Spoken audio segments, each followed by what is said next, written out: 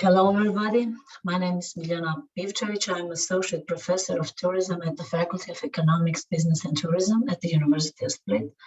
I'm here today to present an activity I've been running for more than 10 years that is addressing directly the SDG 10. That is, it is reducing inequalities by helping vulnerable groups in society, especially people with disabilities. It is in fact a community-based project that is being done in cooperation with civil society to address the needs of a community, and it is incorporated within the university curricula. My aim is to present you with the challenges that incorporating such an activity into your curricula brings, but even more importantly, it is to address the solutions that I have devised throughout the years to those challenges. So first, what the whole project is all about. I am professor at the event management course, and in the course I offer students an opportunity to organize real-time events. Namely, in the syllabus, students have to write a business plan for an imaginary event. But in 2010, a student, female student Avin, came with the idea that they would not write a business plan for an imaginary event, but they would rather organize a real-time event. It was, to be honest, a challenge for me as a professor to include it in the curricula, to lead something that I have never done before. It was a challenge for students as well, because they also never have organized an event. But we all bravely took up that challenge, and we are very glad we did so. Till today, 8 student teams that included around 100 students have organized these events and raised and donated more than 35,000 euros. As you can see from the pictures and decors, where I have highlighted some of the teams, the event is organized at the time of Christmas because the course runs in the winter semester. This has its advantages because the Christmas is time of giving, caring for others, but it also has some disadvantages or challenges, as we like to call them, that I'll highlight in the upcoming period. So that is what we are doing in the course, and this is how we are doing. That is, what are the challenges to do something like that, and what are the solutions that I myself have come up with. Maybe you'll have some other ideas for me to improve the work so far. So the first challenge is to incorporate an extensive practical work within the syllabus, and even more challenging into the semester time frame of 15 weeks. Namely, organizing an event is enormous work, and it has to be really carefully planned in order to squeeze it in within the 15 weeks of a semester, or as I told you previously, as the event runs around Christmas, it's even shorter than 15 weeks, and in practice it comes in the 12th week or 11th of the semester. So in order to achieve that, the project has to be defined clearly from the start. The students have to be presented at the initial meeting in the first week of the key phases of the project and the time frame for those projects. The other element that I found crucial in succeeding in organizing the event in this time is that the major parts of the event, such as the concept, its name, where it's held and when, have to be fixed and have to be set at the beginning of the process. In first teams who organized the event, they wanted to experiment, to include their ideas about the event and its theme, its content, and I have allowed that. But with time passing, I've realized that that generation phase of the idea takes too much time, minimum 2 weeks of their load time. So it is, in fact, infeasible to squeeze that within the 15 weeks of the semester. So I've changed that to make these elements fixed, and other elements of the concept, they can introduce new elements into the event, etc. That's upon them. And the third element that I found critical is knowledge transfer from previous generations. Namely, if students start from scratch in organizing an event, they are hardly able to organize a successful event. And to enable this knowledge transfer, I invite team leaders from previous generations to the first meeting. They inform the new generation on all the critical elements of the process, of some hurdles that may arise on the way, and provide them with the contact list of all stakeholders, sponsor firms to contact for donations and media, and to set their event running. The other critical element is maintaining the balance between academic and practical work.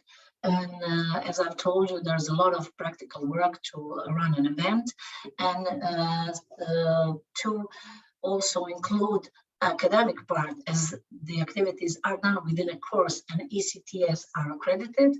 Students have to write 2 reports. One is a reflection of their own experience and how the process changed their views and their practical knowledge. And the other is academic critical review on the domain of the event that they have been responsible for, and combined with their academic literature covering that aspect of event organization. The third critical element is balancing the overall student work. Namely, as I've told you already, there's a lot of work in organizing an event, and in order to enable students to be able to do it, an adequate number of students needs to be in the team, minimum 10, and optimal is 12 or 13. And since students do a lot of out of the classroom activities, out of the classroom work, I'm very flexible about their class attendance and the work they do in the classroom, because they more than compensate for that in working on the event. Fourth challenge is monitoring the student work as it is done outside the classroom and assuring that event organization is successful. I have set up 3 elements to assure this. One is the project leader, that is the team leader of the students who is selected on the first meeting with students, and students will select him or her by themselves. That person is responsible for coordinating the project, for communicating with all the key stakeholders, and communicating with me through diverse means, WhatsApp calls, etc. The knowledge transfer that I already explained earlier, with insights and experience from previous generations, is also crucial. And finally, regular reporting on progress with students through meetings, calls that I told you, ad hoc meetings, and obligatory 3 in-class presentations in which they present the progress on the event in order for me to be able to track them, monitor their work, and also in order to inform other colleagues in the course which are writing the business plan for imaginary project about their activities. And final challenge is, of course, the grading. Since this kind of work includes a lot of practical work, and as we all know, this is an academic activity within a course, you have to combine and include all these elements of work into student overall grade. And I do this by grading 3 elements of student work.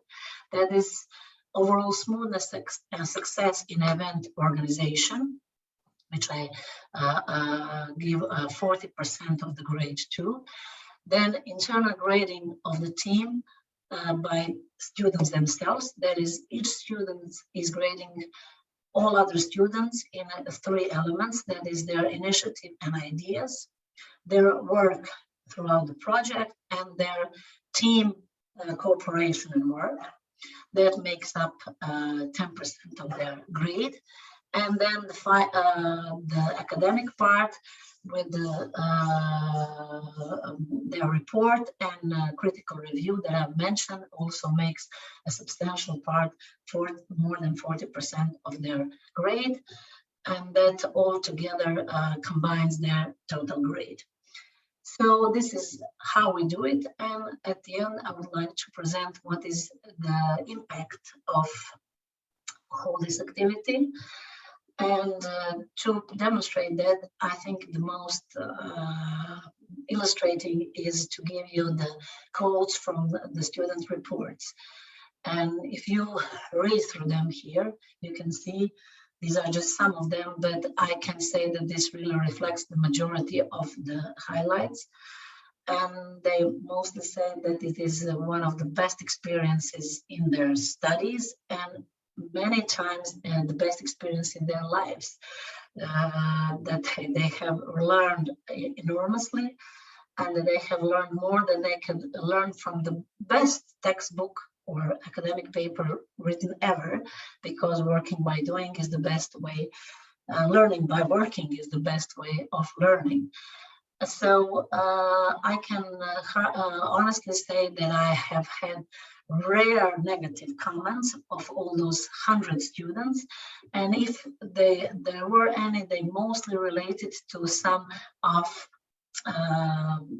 hurdles they have in their mutual coordination or team spirit of some of the team members, but then they work the solutions out through the process. So I hope this all has made you realize how important these elements are, and I hope it has inspired you also to include some of these non-classical teaching assignments and methods and practical methods in your courses. And to give you even more inspiration, I have put here a photo of one of the events, which was held on our city promenade, where students were selling balloons. And then at one point, everybody, and the promenade was full of people, everybody has let their balloons fly to the air, and it was really a magical moment. So the whole journey with students and this team has also been very enriching and magical for me. And if you have any suggestions and any questions, I'm here to answer them. Thank you.